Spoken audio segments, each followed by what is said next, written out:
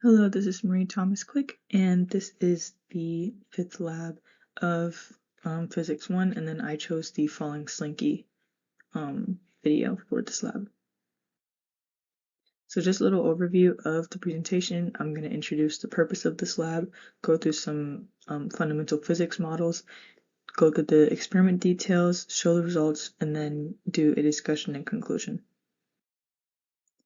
So for starters, the purpose of this lab is to analyze the motion of a falling slinky, specifically the bottom of it, and compare the motion of a computational model and its actual motion, which is seen in a tracker video. And then some of the fundamental physics principles is Newton's second law, gravitational force, and drag force. And then here just a visual representation of these physics models. We'll also be using the position and velocity update formulas. So now onto the experiment details. Here's the video that was used for the experiment. In this instance, the slinky is the system, and then the surroundings are just the external factors. So gravity and air resistance, or drag force, and then the total time was about 12 seconds, and the frames per second was about 1/30th of a second. So here are the glow script models. So first I initialized the mass of the bottom of the slinky, or the mass of the slinky, its initial position and velocity. The position was derived from the tracker, and then the initial velocity was 0 because it's starting at rest. And then I initialized the time, did the time intervals for delta t, initialized g for gravity, and then b was 35 for the drag force. And then moving on to the next model, this is before the bottom of the spring starts moving. So from the beginning of the video to about 5.8 seconds. So first and this is kind of the same for both before and after the spring starts moving, but I initialized both all of the forces acting on the spring. So force of gravity for when before the spring starts moving, it'll be force of gravity and tension force, and then for after, it would be force of gravity and drag force. So force of gravity would be the same for both.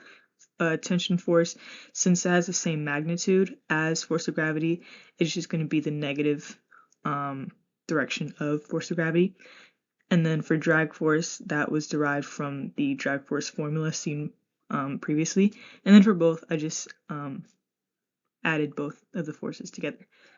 And then again, basically, literally the only difference is that tension force and drag force for either. But for both, I used the velocity and position update formulas, updated the time, and then plotted both the velocity and position. But for now, or for this experiment, we're just focused on the position. So here are the results for the experiment. Some possible sources of error is just that, of course, human error, and then the computational model didn't assume any work done. I included drag force, but I didn't do any calculations for the work. And then the questions to consider is, so what does this mean? So why does the bottom of the slinky stay still? And the simple answer is just that because when the slinky is at rest and when it is first dropped, the tension force and gravitational force basically cancel out. And until the top of the slinky meets the bottom of the slinky, the tension force is now dissipated and gravitational force is now larger than drag force. So as soon as it hits the bottom, as soon as the top of the slinky hits the bottom, it'll start moving down immediately.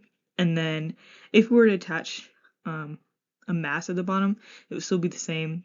I didn't include the video, but there's a video of them attaching a mass at the bottom and it didn't change. And then the conclusion being that The predicted slinky stayed stationary just like in the actual model.